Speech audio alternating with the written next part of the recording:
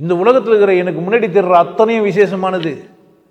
அது தெரில, எனக்கு தெரியுது அது விசேஷன்ட்டு.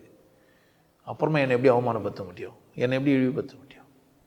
அது தெரில. குடிக்கிறதுக்கு தாகத்துக்கு தண்ணி கேட்டவுடனே இந்த கேட்குற ஜீவன் விசேஷமானதுன்ட்டு என்னை விசேஷம் சொல்கிறதுக்காக தான் அவள் ஜெகில் தண்ணி ஊற்ற நீ நான் பெரிய ஆளாயிட்டேன்.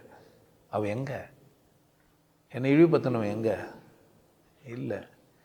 நீ இழிவுன்னு உனக்கு புரிஞ்சிச்சேனா, நீ தூமன்னு உனக்கு புரிஞ்சிச்சானா, நீ போனவன்னு உனக்கு புரிஞ்சிச்சானா, உன்னை கையாளுறது ரொம்ப ஈஸி. இது புரிஞ்சிச்சுன்னா சும்மா சொல்லக்கூடாது. முன்னாடி இருக்கிறதுலாம் விசேஷமானது. அதுக்கு ஒரு ஜாதிக்கு இது இல்லை, மட்டமான ஜாதி இருந்தால் கூட தன்னை விசேஷம் நினைக்குது இல்லை, அது நான் நினைத்து நானே சொல்கிறேன் விசேஷங்க. இப்படி தான் கையெழுத்து கும்பிடுவேன் நான். ரொம்ப காலமாக அப்படி தான் கற்றுக்கினேன்.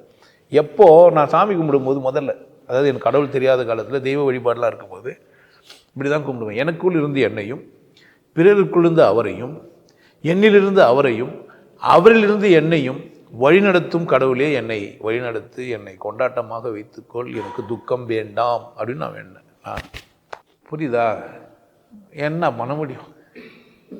கடகன்னு ஓடி போய் நான் தாங்க மட்டமானவன் என்ன பண்ணுவான்? இருக்கிறதுலே கேவலமான ஜந்து நான் தான்.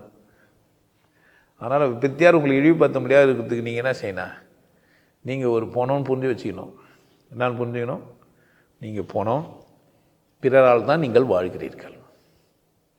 இது அப்போனா அவர் கட்டினவர் பெருமைக்குரியவரான்னா, கட்டினவர் என்கிட்ட இருக்கிற பணத்துக்காக வந்தார். அவருக்கு நான் பெரியவன், எனக்கு அவர் யார்? எனக்கு அவர் கீழானவர் கிடையாது. என்னால் செய்ய முடியாத வேலையை அவர் செய்கிறாருன்னா அவர் கீழானவர் கிடையாது. புரியுதாண்ணா சொல்கிறேன்ட்டு? அவர் யார் தான்? விசேஷம் தான். என்னால் செய்ய முடியாது அது. அப்படி தானே? என்னுடைய டாய்லெட்டை அடைச்சிச்சு கக்குசை, அந்த அடைப்பை என்னால் எடுக்க முடியாது. யார் பெரியார்? இல்லை, அடைப்பு எடுக்கிறவர் தான் பெரியார். உனக்கு எவன்லாம் எப்படி கற்றுக் கொடுத்துட்டானுங்கன்னா, உனக்கு வேலை செய்கிற, உனக்கு எல்லாத்தையும் உதவி நிற்கிறவனா மட்டமாக பார்க்க சொல்லி கொடுத்துட்டானுங்க.